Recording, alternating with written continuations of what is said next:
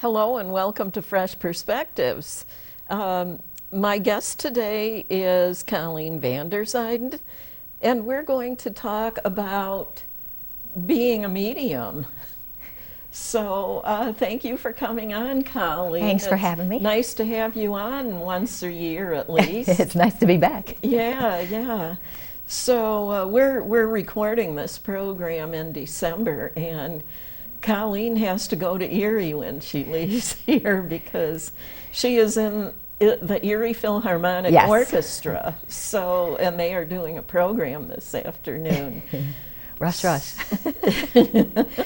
Yep, we were just talking before we came on the air about how fast time flies, how it seemed like just a couple days ago it was the 1st of 2019. Okay, Colleen, now how did you first find out that you had medium abilities? Well, it's an interesting story because I am not like many other mediums where they say, oh, I saw my first spirit at 3 years old. I did not see a spirit at 3 years old or any time after that. But throughout my life, I was always psychic. I always knew what was going to happen, and which came in handy sometimes when we had tests because I knew what the questions would be. So I'd tell people, they're going to ask this. So I knew those kinds of things, or if a deer was going to run in front of my car or something bad was going to happen, I could always pick up on that. But I had no concept of a medium, what a medium even was for that matter.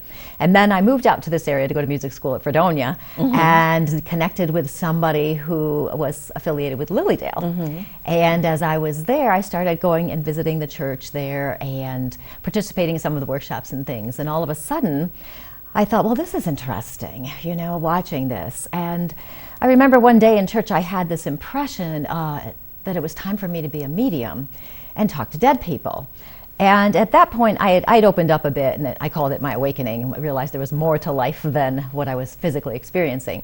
So I called it my awakening, and so I'd started on this path as a healer. Hadn't really done much with mediumship, a few things here and there, but it didn't really grab me. I didn't really want to talk to dead people. I just wanted to tell people what to do. You wanted to be bossy. I wanted to be bossy. I didn't want to go, oh, I got to talk to a dead person. And they kept saying, the spirits apparently kept saying, it's time, you need to do this. And finally I said, okay, if you really want me to do this, then you have to bring me the right teachers. So I just kept my eyes open, and eventually the right one did come, and I studied with her several times now, and actually studied with her again last year because she's amazing. And as I was studying with her, and people say, well, why do you need to study with somebody? And it's because there are ethics involved, and there are proper procedures and how you're going to say things and do things. So basically I didn't plan to become a medium, but when the message came through so clearly I needed to be, I thought, well, okay, and started doing it. And then I found it was actually quite simple for me to connect, but I'm not on all the time. It's only if I'm working, basically. I don't walk up to people and say, oh, your mother's standing behind you. That's like that one television program. Yes. What was the name of that one? I haven't seen it in years. New Jersey or Long Island? Long Island Medium, maybe? Yeah, I think that was. It was something like that. Yeah, people really liked her. She would just walk up on that program, just walk up to people and start giving them messages from deceased family members and things. And people don't realize when they're watching that it's all staged. Because she obviously has a camera crew and sound and stuff like that. So, but some people, when they're watching, they think that's legitimate. And every now and then I'll run into somebody who just waltzes up to somebody and starts giving a message, and I'm going, what are you doing? Don't do that. You're violating their personal space. So that's not ethical. Yeah, that's what I was thinking is usually people that are mediums, they are not tuned into everybody's business, You're not gossipy types of people that try to find out information about people so you can gossip about them. Now, Colleen, I didn't think to bring this up the last time you were on, and I'm going, duh, why didn't I have her tell a viewing audience about that? But you were on another television program in 2018, wasn't it? Oh yeah, the CNN show. Yeah, why don't you Yes. say something about that? That too? was really interesting. Lisa Ling came to Lilydale and did a segment on Lilydale for her show, and I think it's called, I always get it confused with another one. This is Life and This Is Us. I think it's This Is Life, but it's Lisa Ling on CNN.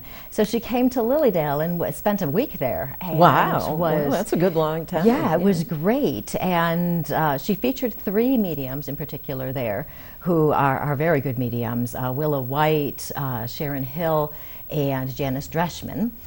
I happened to get involved because I was at the Stump. We have the outdoor services where we give messages to audience members. And I was at the Stump when they were filming, and I went to this young man in the audience, and he started crying right away. And as soon as you approached him? As soon as I mentioned a few pieces of information, he started crying, and he took the message and figured it was a friend of his. And they interviewed him after the service to get his reactions and stuff. And so I just went about my business. And then Thursday of that week, I was going to be doing, I used to do a radio show on A1R Psychic Radio. I just ended it because I'm a little too busy. But I was getting ready to do a show on self-doubt that night. And CNN called me and asked if I would do a private reading for this young man the next day, the next morning.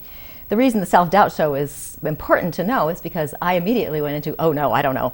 I don't want to be filmed doing a reading on CNN for national television. TV. And what if it bombs? What if it's not good? You know, the normal self-doubts that we all have. So I go in and I talk to my daughter, who's very wise. She is 23, very wise. I said, oh, I don't know if I should do it. She looks at me, she goes, Mom, what are you thinking? Yes, of course you should do it. And I said, well, my show tonight is on self-doubt. She says, practice what you preach. I thought, she has a point.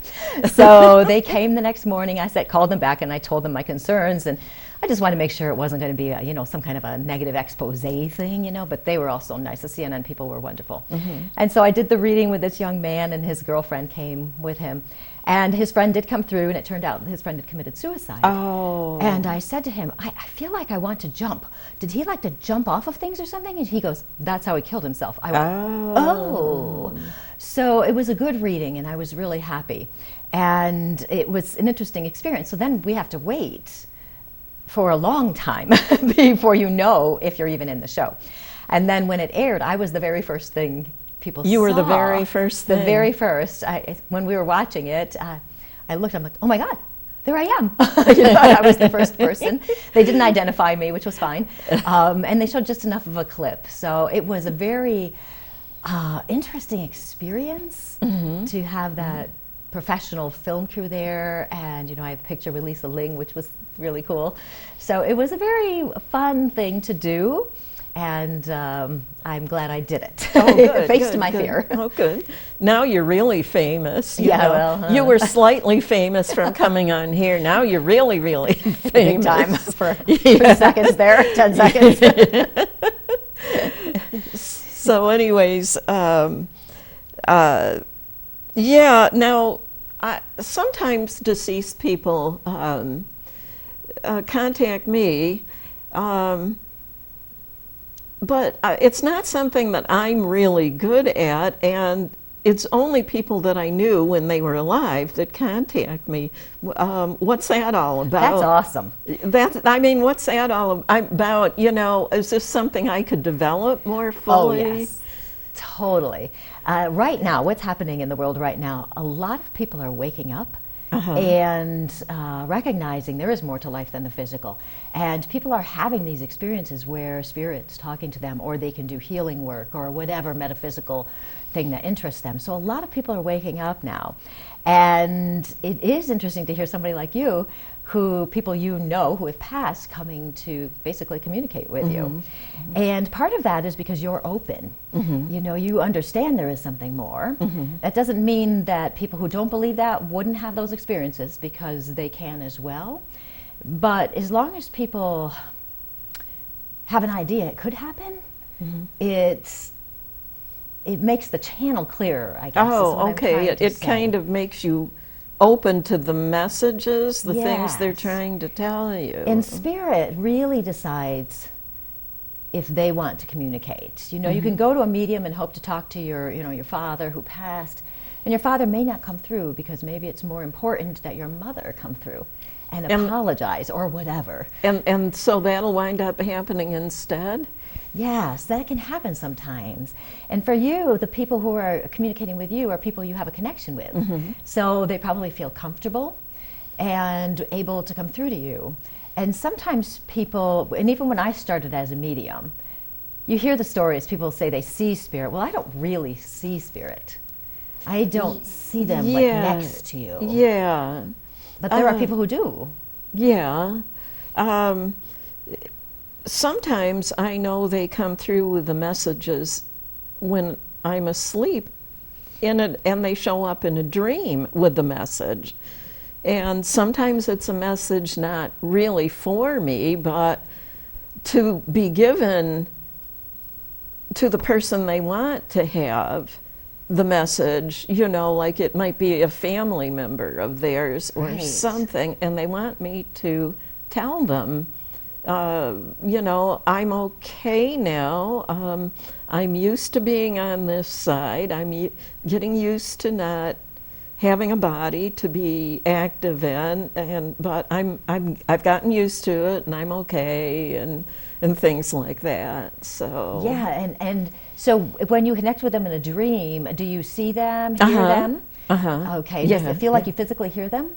Like, is it very clear? Yes. Oh, awesome! Because there's so many different ways. Dreams are wonderful because we're relaxed and we're not trying, so it's easier for them to get through. And yeah. I've heard that quite often that they do it that way too because they don't want to scare us, you know, by just popping in front of us when we're when we're wide awake. Yes, and you know, it's interesting because they can come through in dreams, and you can also have visitations.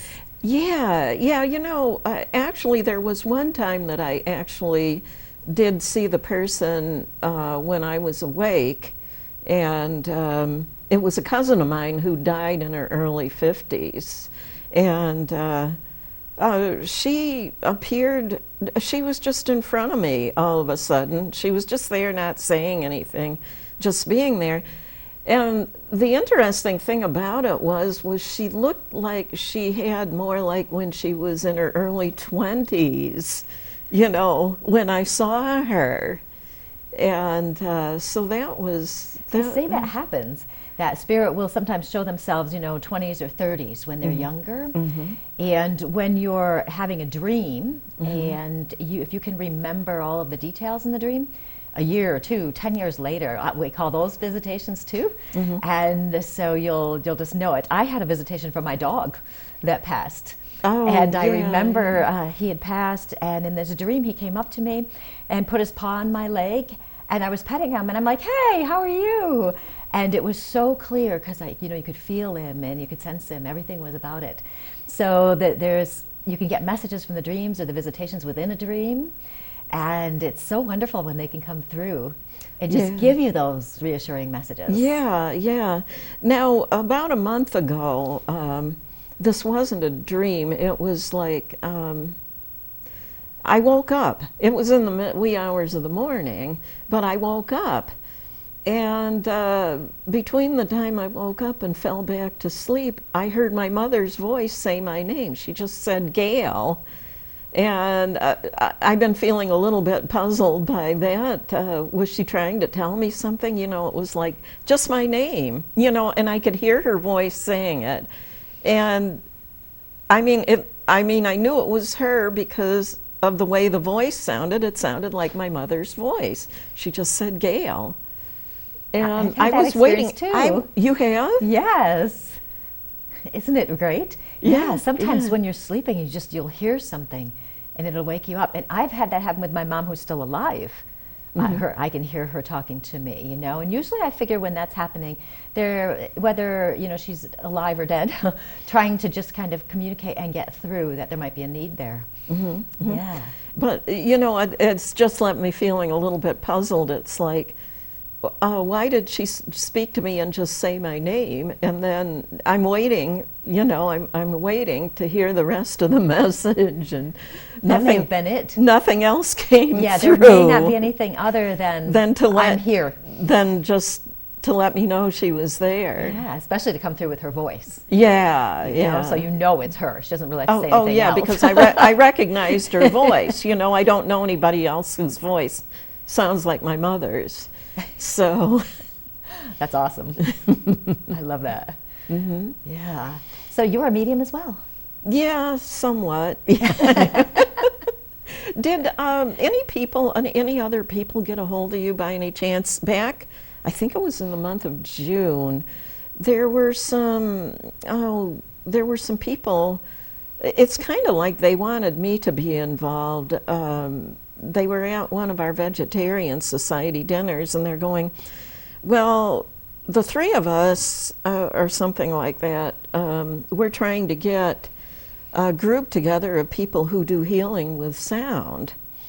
And we need another person. So I recommended you. I said, I know this medium named Colleen Vanderzyden, who does things at Lilydale, and she does healing with tuning forks. Did they ever get a hold of you? I don't think so. If it was a summer event, I wouldn't have had time because I'm too busy at Lilydale. Oh, yeah, I do a lot of teaching of healing. Mm-hmm. But I don't do as many private healing sessions anymore because I just don't have time. Mm-hmm. Mm-hmm. It gets that way sometimes, doesn't it? So, yeah, I just kind of wondered. I said, well, I know Colleen does that. You should, if you want somebody else, it would be her, because I don't have any experience with doing that, healing with sound, I have a lot of experience with that. I studied with many people on that, and plus with all my musical training as well. Now, like I said, this isn't something that's happening all the time with me having these experiences, but I remember being a teenager,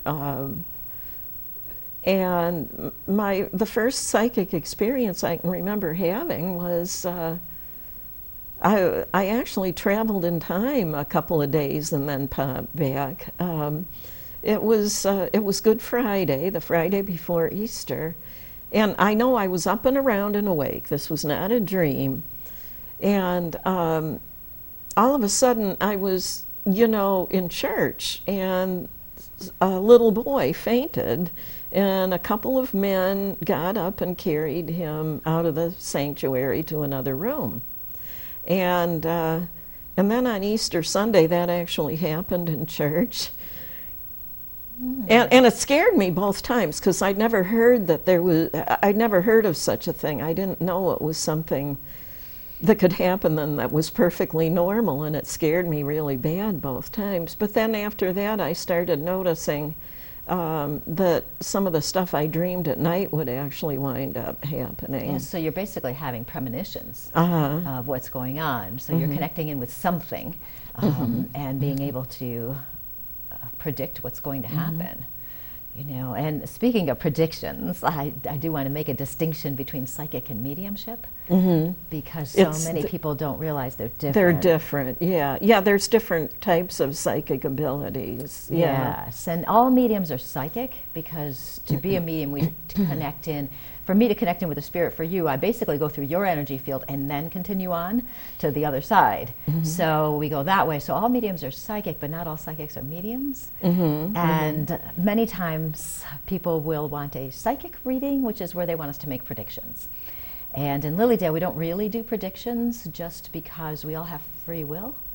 Oh, yeah, and that can be kind of free will to change. Yes, Yeah. But I do tell my clients when they come in, that if I feel something, because I know if I'm dead and I'm coming in to talk to my daughter or something, I'm going to want to be talking about what's going on in her life, most of all. And so I may want to try to, if I see something coming, I may want to try to prepare her for it or whatever. So if I get an impression of something in the future, I'll mention it to the people with the understanding that they have the power to control their lives. If I said to somebody, and I use this example all the time, if I said to somebody, well, I have this feeling you're going to have 12 biological children this year. Besides being impossible, they would probably go, I don't think so. So they would be the ones controlling this. Yeah, it would have to be an adoption for 12. Yes, that's true. So, and then it probably wouldn't be biological unless there's some kind of strange connection we don't know about, which so it could happen. But, so it is funny because sometimes people are looking for those answers rather than that. So at Lilydale, I talk a lot about, we're connecting in with spirit. This is what's going to happen. I explain how it works for me and what they can expect, and then explain, yes, this could happen. So people have to kind of understand what they're looking for, and I'm finding more and more on the psychic radio show I used to do, a lot of the callers there were more interested in, tell me what's going to happen with my love life, tell me about my job, tell me about this. And eventually, I actually started to get a little tired of that. Oh, yeah, because actually people can do things, change their behavior or the way they do things to make the outcome turn out, the way it's supposed to. And it seemed like they're giving their power away to somebody else. Tell me what's going to happen. Now, of course, in my readings, I'm as positive as possible. If I saw anything that looked negative, I could be misreading it. I'm not about to say something, like you're going to get in a car accident. I could be totally wrong, so I would never say anything like that. So you try to be positive, and these people would come in and they might be talking about their boyfriend that they have now or whatever, and I'd say, I'm not feeling good about this. So, are you in a relationship now? And they go, yes. I said, well, I'm not feeling good, but I don't want to take away their power and say, yeah, definitely you should break up with them, because that's not my place to do. And so I got tired of people asking me to tell them what's going to happen so they would feel better. So then I started trying to switch it around to coaching, because I'm a certified coach. So I would switch it around. Well, how do you feel about it? Obviously, if you're asking about it, you must have a question. You must have some doubts. Yeah. Or why are you asking? You must figure, there's something wrong with your relationship. Yeah. People who are in a good relationship don't normally call a psychic and say, tell me it's going to be okay, because if it's a good relationship, why would you need that reassurance? Yeah, I've noticed that with the kind of astrologers that write for the newspapers, they'll write to this astrologer some sort of a question about, do you think this is going to work out between me and this guy? And it's like,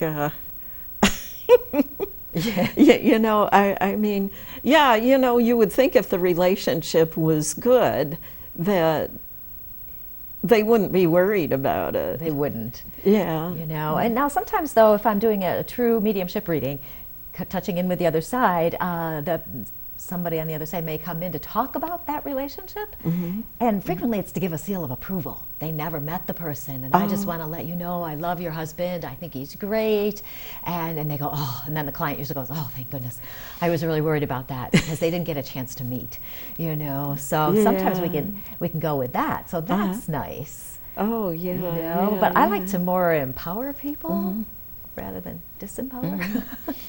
Now, I asked this, Kara Seekings came in one day.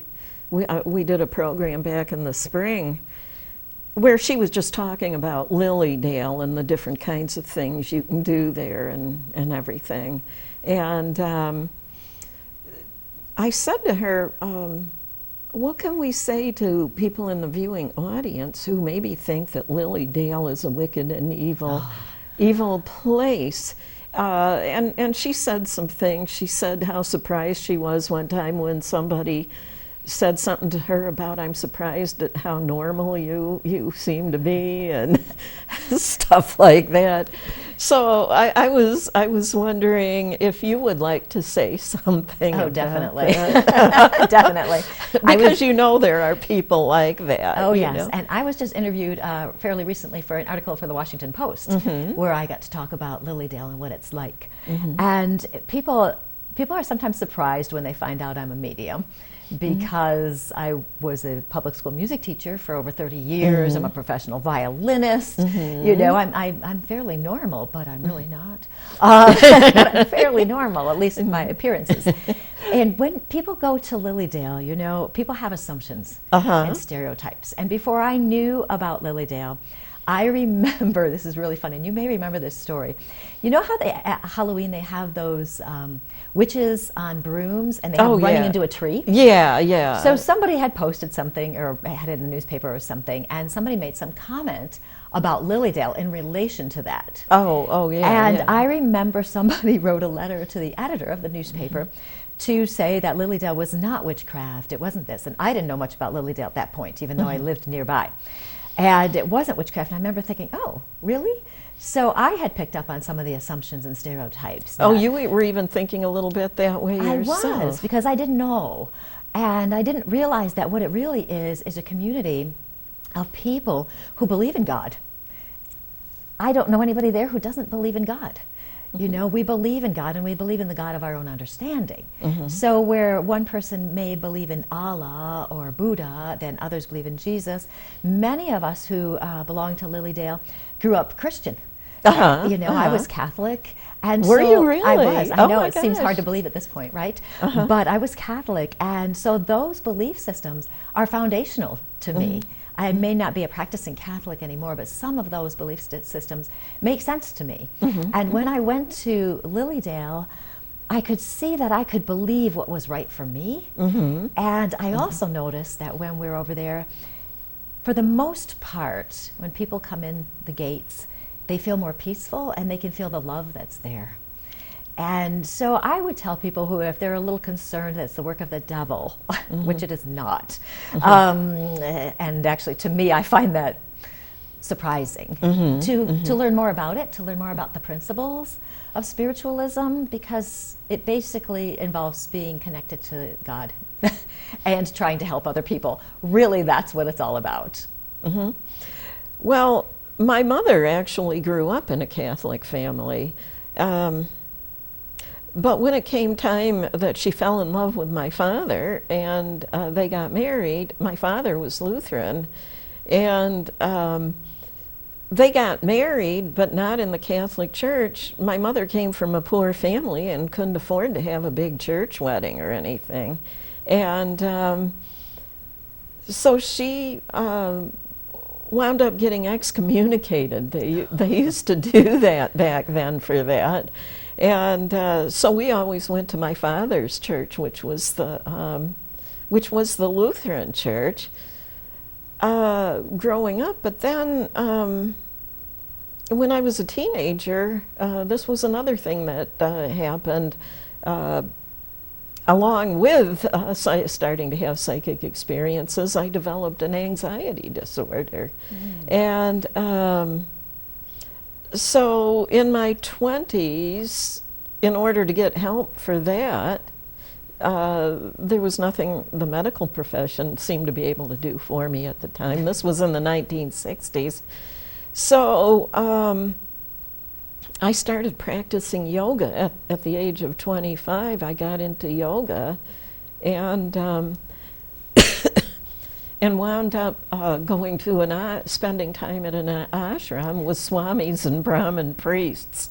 So, so now I've gone off in a totally different direction from either one of my parents, but that's what works for me. You know, that's what works for me. I mean, one of the most exciting experiences for me would be to be walking to the dining hall at the ashram at 5 o'clock in the morning, and for breakfast, and the Brahmins would be out there ringing bells and waving lights, and which is really candles and things in front of pictures of saints, and you know, and they'd be burning incense and everything. And to me, that was just so amazing and wonderful, you know, to be there to see that on my way to the dining hall.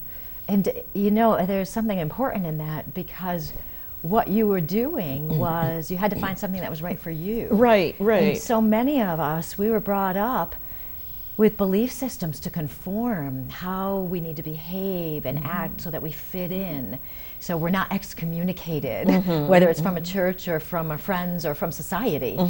And people have to learn to be true to themselves, right, and follow their own path, because when you go to the right one, it feels right. And that's when people are starting to trust and believe in themselves.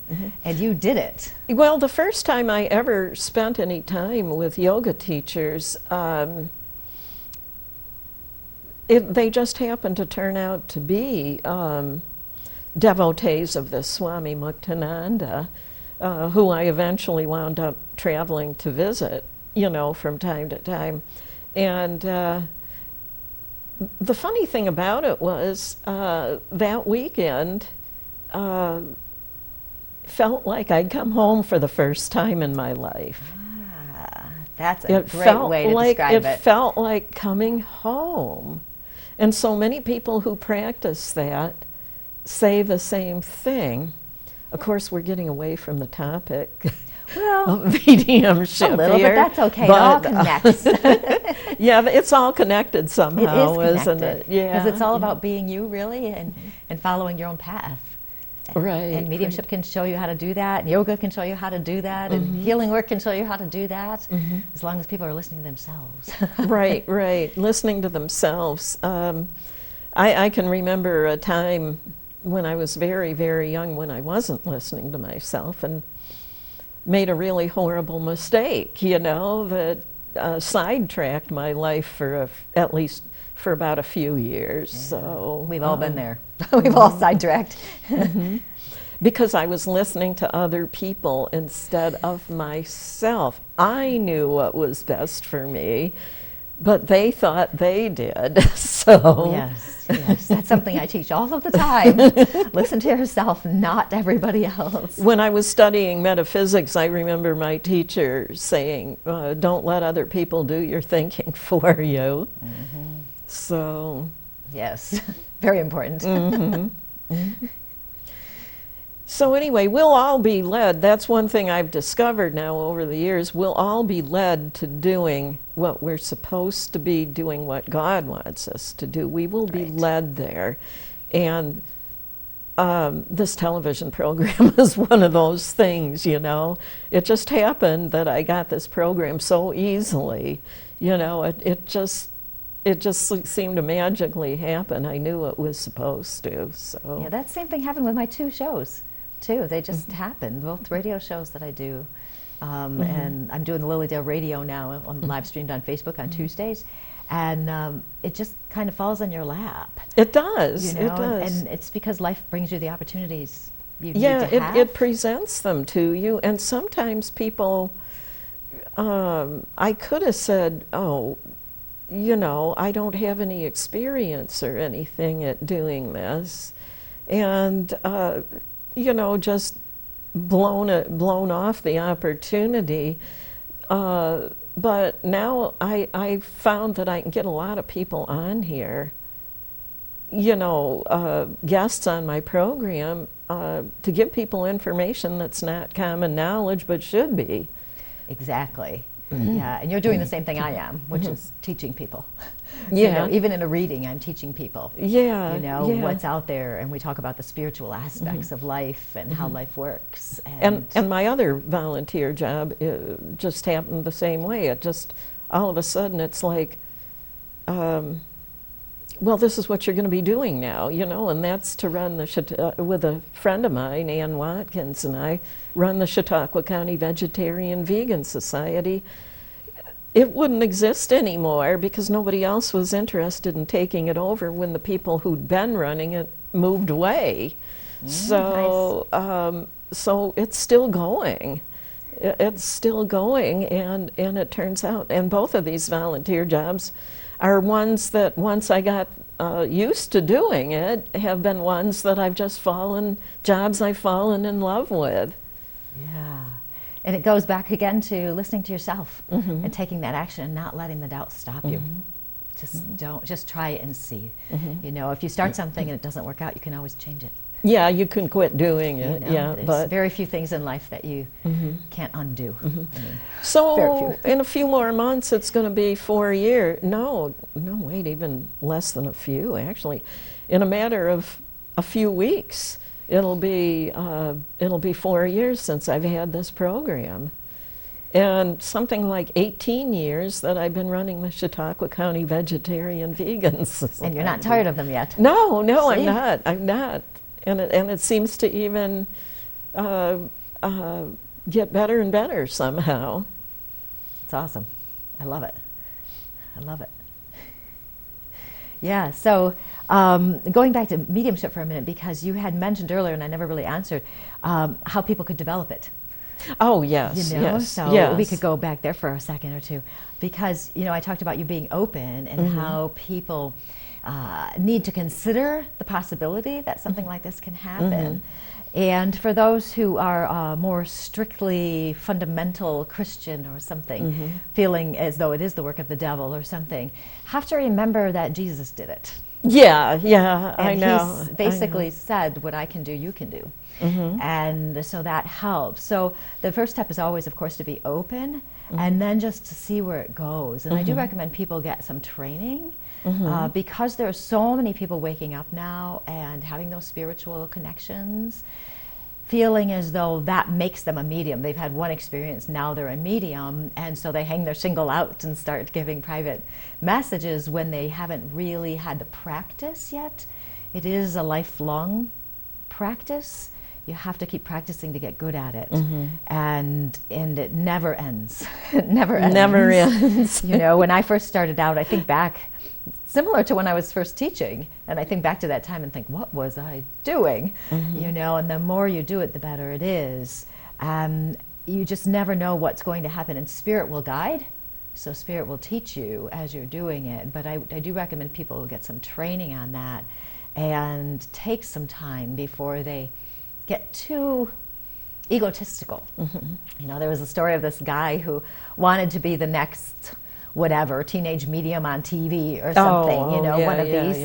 And so he took a class and he had some, he thought, oh, I was ready. So he decided he was going to have this big public demonstration of mediumship. So he sold tickets, something like 100 people came. So he must have been in a good area to get 100 right away without his name really being out there. And he bombed it. Oh, totally bombed it. He wasn't connected to Spirit. Nothing was happening. And he realized after that he had to backtrack because it was a big lesson for him. I think that's the way it is with a lot of people. They get any talent, they're practicing, they're learning for a year or two, and they think they know everything. Or not even a year. Yeah, and then the next thing you know, they're finding out more and more about the subject that they thought they were such an expert on. Oh yeah, to this day I still, I'm better about the mediumship stuff. When I first started, and even in the beginning when I was at Lilydale in the beginning, and I've been there for over 7 years now, so I've been doing full-time mediumship for about 7 years. If somebody would say no to something I said, it would like, I'd be, oh no, what's going on? Am I not connected? Am I wrong? What's going on? Now if I get a no, I go, wait a minute, let's follow that for a minute. And let's see, did I misread it, or do I need to say it in a different way? What is it? And I can't tell you how many times somebody comes back to me later. Just a little while ago, I was talking to this woman in the physical, and on the other side was her brother-in-law who had passed, fairly young, in his 30s. And I said to her, he is showing me, and I'm not really seeing, so I get an impression of groundhogs. And some strange stuff will come in readings, because you know darn well she's not coming in thinking I'm going to talk about groundhogs. And I said, I'm seeing groundhogs. Do you know anything about groundhogs? And she says, no, I don't. 8-10 years ago, I would have been like, I don't know what, oh no, and thought I'm just totally wrong. I said, well, there's something to this. It's very clear to me. There's something about groundhogs. So maybe you can ask his wife, which was her sister. And sometimes these random things, I call them, we don't know what's going to be important. So she goes home, and I get an email from her a day later. You're not going to believe this. But yes, there is a groundhog story. They had so many groundhogs in their yard last summer, they kept having to catch them, and it was just always happening. And I'm going, wow, that's amazing. So where before I might have been thrown off. Before the reading, she hadn't known anything about it. She didn't know anything about it because it wasn't her story. It was the husband to the wife, which was her sister. So she had to go check. So what I found out over the years is some of these no's is just because they don't know yet. You know, yes, sometimes I can be wrong. I say sometimes I'm just wacky. You know, I don't know what it comes in, but I can't tell you how many times I get an email later, or even years later, they'll come back for a reading again. It's like, you told me this 4 years ago. I'm thinking, how do you remember that, number one? But they'll say, you told me this 4 years ago, and it was right. I can't believe it. I just didn't know it at the time. So sometimes those minor details are awesome and really help validate we have the right person. Yeah, yeah. Yeah, that's a really interesting story, you know. So weird, isn't it? Yeah, I remember being out for a walk one time and running across where there was a groundhog, a hole in the ground. It was like in the spring of the year, around about the time of the year probably that groundhogs would have been having babies. And I remember running across where I was suddenly seeing a whole group of animals, like half a dozen, I guess. It took me a moment to realize I was seeing groundhogs, and then all of a sudden they noticed me, and they went zipping into their hole in the ground, one right after the other, and it happened so fast I felt like it was I was watching a cartoon. That's funny. It was so funny, yeah. You know, you never know. I mean, animals can be pretty amusing. Oh, yes, they can. Just by being what they are. So, but anyways, back to mediumship. We've been all over the place today. That's awesome, though. It's kind of me, you know. That's how I am. Well, we get one idea, and we just got to follow it for a little bit, and then we'll come back. What kind of advice would you give to somebody who feels that they had some unfinished business with a loved one, and maybe how they could find out what the loved one was the message they were trying to get from the other side? What can a person do about this? Can they do anything besides consulting a medium? Well, you know, one of my favorite things I tell people to do is what I call automatic writing, where you get centered, do a small meditation, just so you're not thinking as much and can relax, and then just sit down. And I always tell people to practice with something not important first. Oh, okay. You don't want to say something about, what does my father on the other side want to tell me? Because immediately you're going to start thinking, what would he say? This would sound like him. So I use this as a way for self-development, self-growth, spiritual development. And you write a question down, and you can type it if you want to, you know, on your computer, or you can do it by hand. Something simple, you know, why is the color red important to me? That's not, you know, important in the scheme of life, really. And then you just write whatever comes through. No matter how strange it is, you just write it. And practice that with some things that aren't important first. And then what could happen is, as you're writing, all of a sudden you might start getting messages through there. And that's actually how my life changed, as I had an automatic writing experience where I had a message to be myself, basically. And I tell people to practice with that and see what happens. So as long as you just write whatever the question is, and it could even be, what do I need to know today? What's the best thing I need to know? And then you just start writing, and you keep writing. You can't stop writing. When you stop writing, just go back, read through it, and you might start to notice words in there that are not words you would say, or phrases, or directions even. And that can help people connect with their loved ones on the other side as well. You know, you can write a letter to the person on the other side.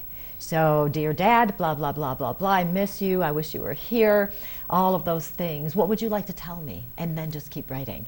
Because you started out connecting with them first, it may come through that way. So I like writing a lot. Oh, yeah, yeah. You know, because you can get something there. And people will know if it's not their own words, because it'll just have a little bit of newness to it and a little bit of wonder.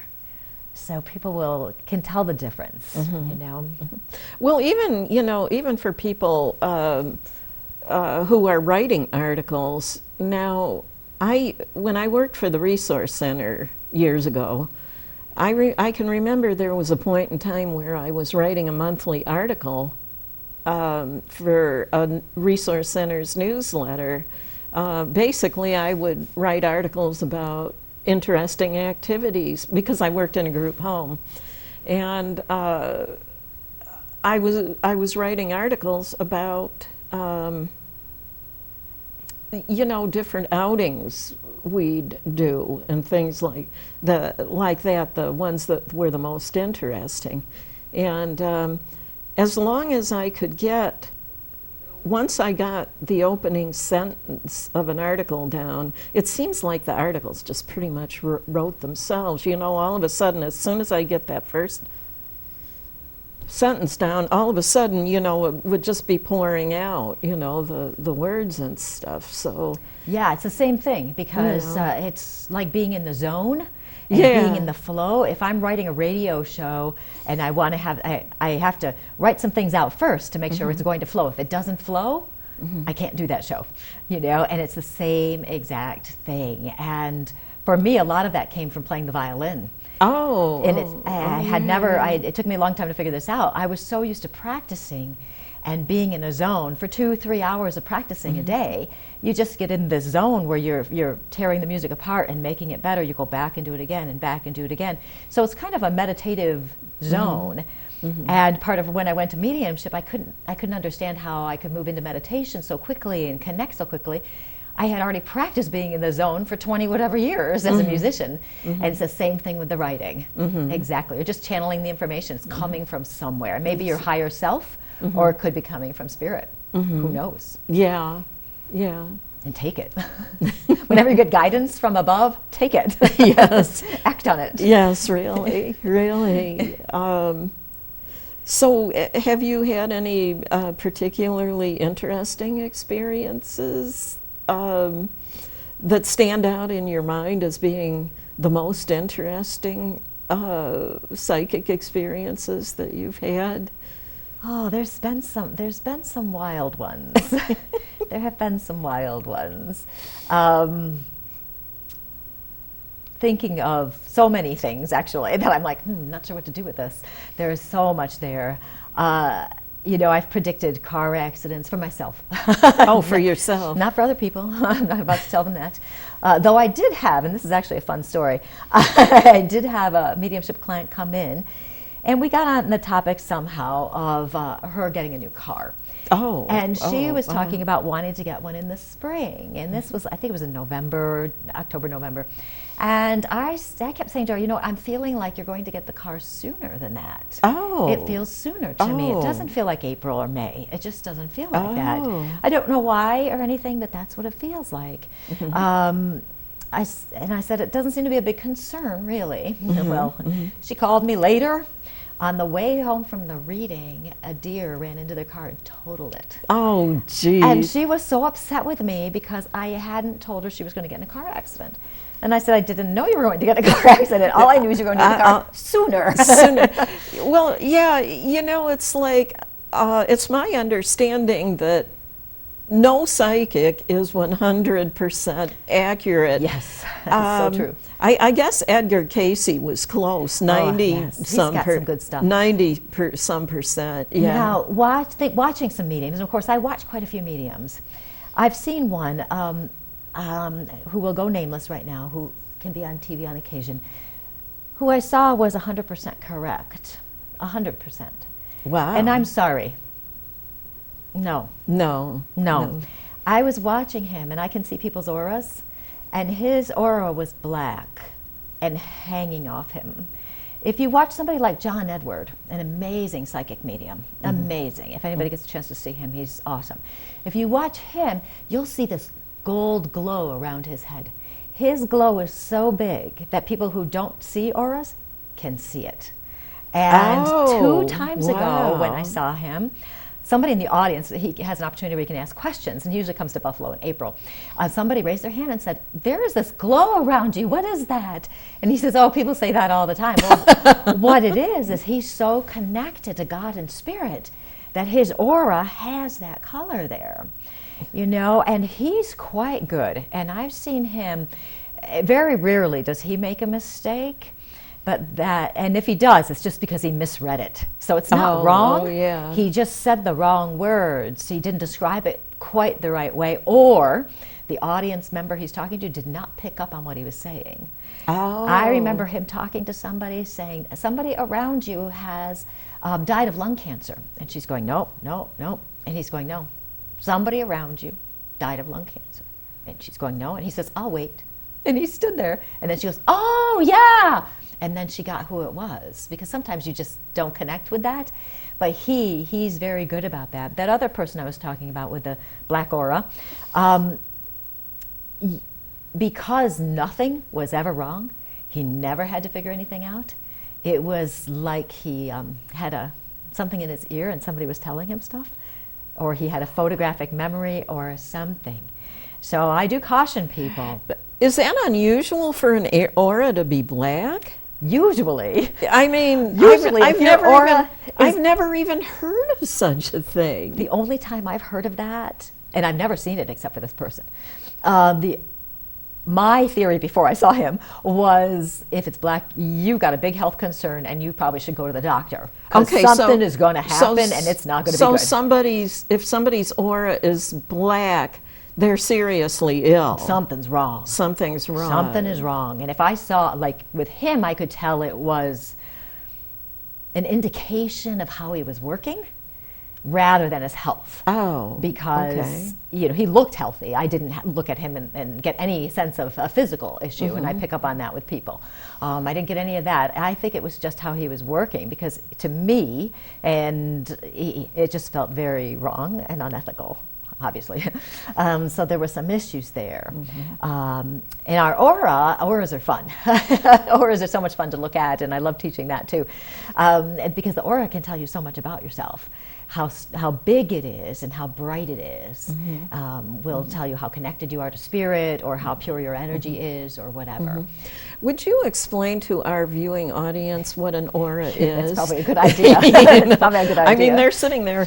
What are they talking about? Sorry, we digress from all sorts of things. The aura is your energy field in your body, and what happens is it expands outside of your body. You know how when somebody's too close to you, they're not touching you, but you know they're too close. Yes. It's because their energy has infiltrated your energy.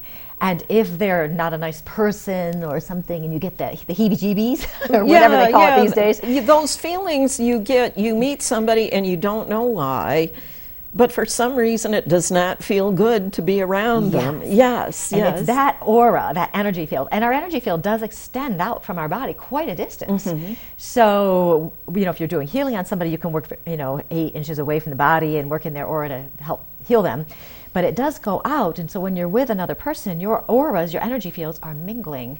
And that's why there are certain people you get along with really well, because your aura vibration is about the same. So that energy field does have colors involved in it. Mm-hmm. And sometimes people can see the colors. And they might not even realize they're seeing them, yeah. Yes. Smell is another thing. Mm-hmm. They claim that the person that you're in an intimate relationship with, the reason you're with each other because you like the way each other smells. Oh, that's interesting. I don't know, but it may be a variation on energy. Well, that was Dr. Oz was one of the people that I heard saying that. Him telling a woman, on his program, the reason your men are with you is because they like the way you smell. That doesn't bode well for my son. Uh-oh. He does not smell well. Oops. Another sidetrack. Yeah, really. I'll talk about anything. Yeah. So